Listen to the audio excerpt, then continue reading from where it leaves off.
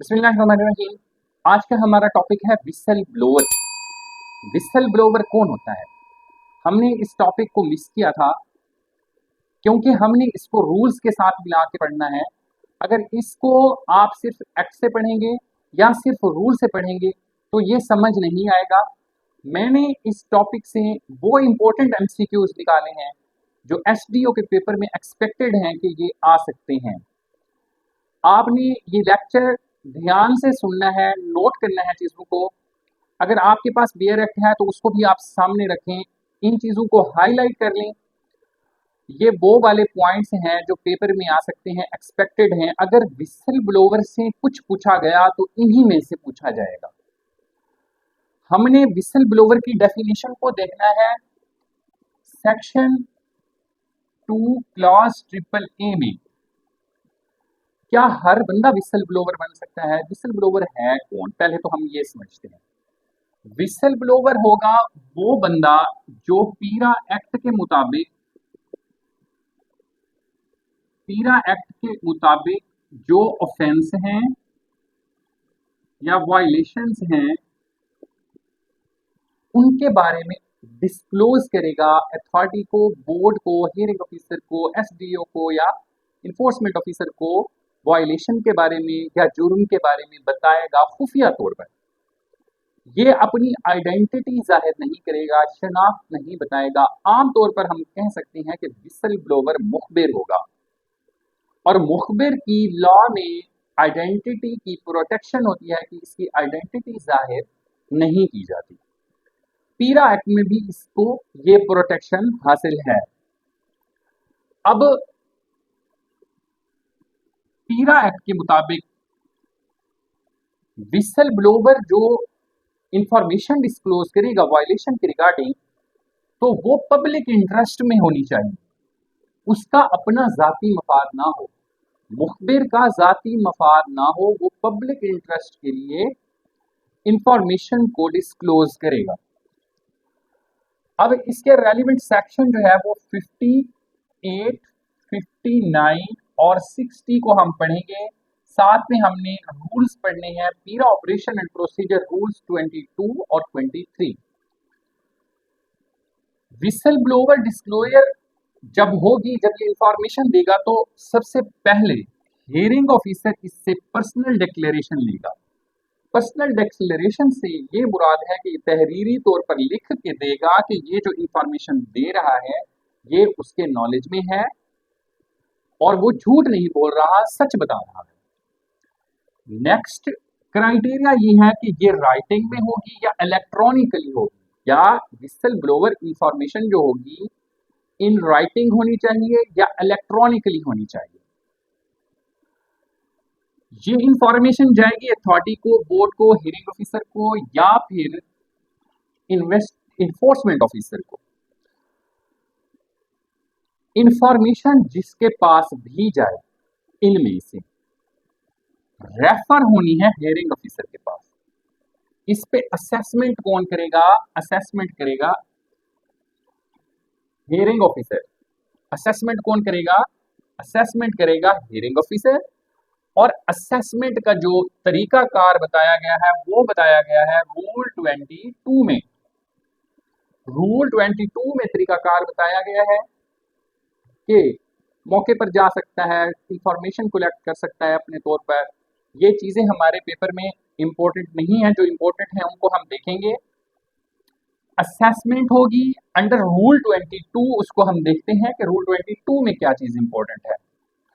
अब अगर उस असेसमेंट के बाद हियरिंग ऑफिसर ये समझता है कि इस पर फर्दर इंक्वायरी होनी चाहिए, अभी पता नहीं चल रहा कि विसल ब्लोअर डिस्क्लोजर जो है ये दुरुस्त है या गलत है, झूठ पर मबनी है या ये सही है, इस पर फर्दर प्रूफ की जरूरत है, तो इसने मैटर रेफर कर देना है एसडीओ को। बात इंपॉर्टेंट है, गौर से सुनेंगे, पेपर में आ सकती है कि फर्दर प्रूफ कौन करेगा। जब असेसमेंट से सेटिस्फाई नहीं होगा हियरिंग ऑफिसर, तो एसडीओ आपके मुतलका है, पेपर से जिस चीज का आप पेपर दे रहे हैं उसी से रिलेटेड है। एसडीओ जहां जहां पर भी जो काम करेगा वो आपके लिए इंपॉर्टेंट है, आपको पता होना चाहिए। एसडीओ ने रिपोर्ट देनी है और ये असेसमेंट रिपोर्ट के लिए भेजेगा 24 घंटे के अंदर। जब वो असेसमेंट कर लेगा तो उसके 24 घंटे के अंदर फर्दर प्रोब के लिए उसने भेजना है एसडीओ को। टाइम पीरियड भी आपको पता होना चाहिए। अब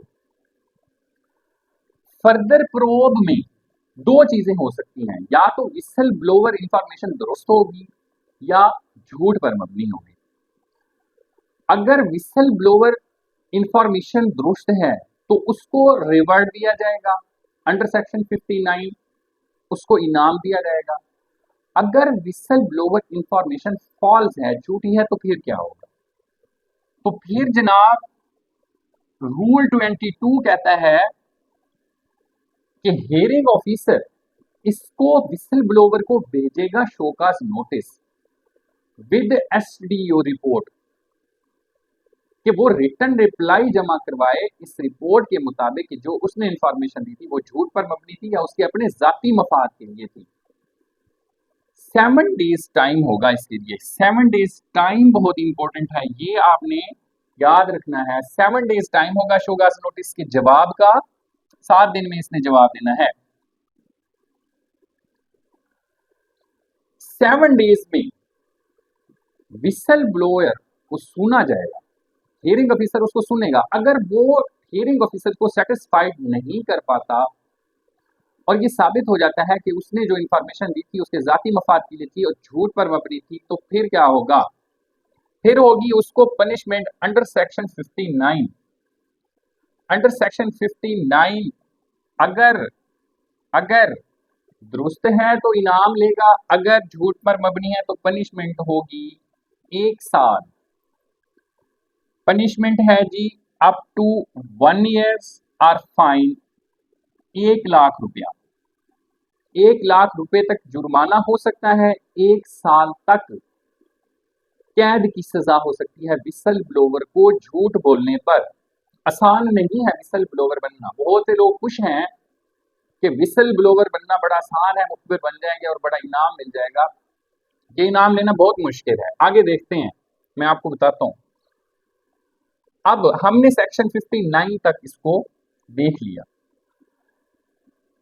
सेक्शन 60 कहता है कि आइडेंटिटी डिस्क्लोज नहीं करेंगे, विसल ब्लोवर की आइडेंटिटी डिस्क्लोज नहीं की जाएगी अंडर सेक्शन 60।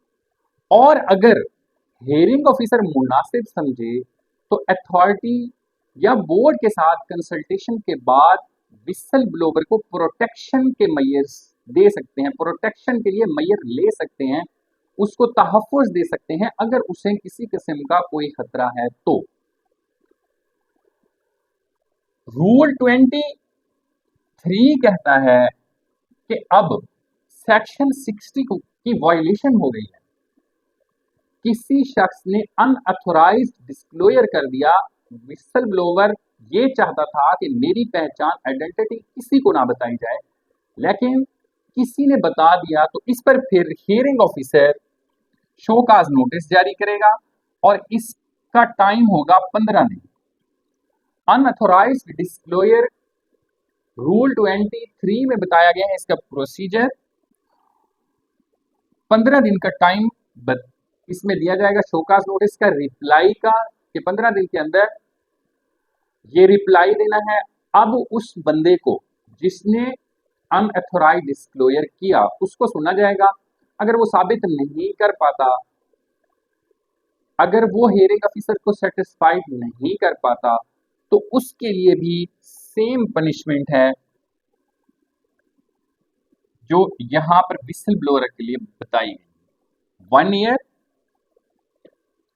और 1 लाख रुपए तक जुर्माना। तो हमने विसल ब्लोअर को कंप्लीट कर लिया है। एसडीओ के पेपर में एक्सपेक्टेड क्वेश्चन यही है, अगर विसल ब्लोअर का सेक्शन पूछा जाए तो 58, 59 और 60, और रूल पूछे जाए तो रूल 22 और रूल 23, ये याद रखना है। और इनसे अगर कोई मुतालिका स्टेटमेंट आ जाए पेपर में तो वो यही आ सकती है जो मैं आपको इस लेक्चर में बता चुका हूं। 7 डेज टाइम शोकाज नोटिस का, वो किसके लिए है, 15 डेज का टाइम किसके लिए है, और इनके लिए पनिशमेंट्स क्या क्या है, असेसमेंट कौन करेगा, रिपोर्ट कौन भेजेगा, ये सारी चीज़ें आपने देखनी हैं। इसके नोट्स बनाएं, इसको याद रखें, अच्छी तरह से इन चीज़ों को कवर करें। यही वो चीज़ें हैं जो पेपर में आने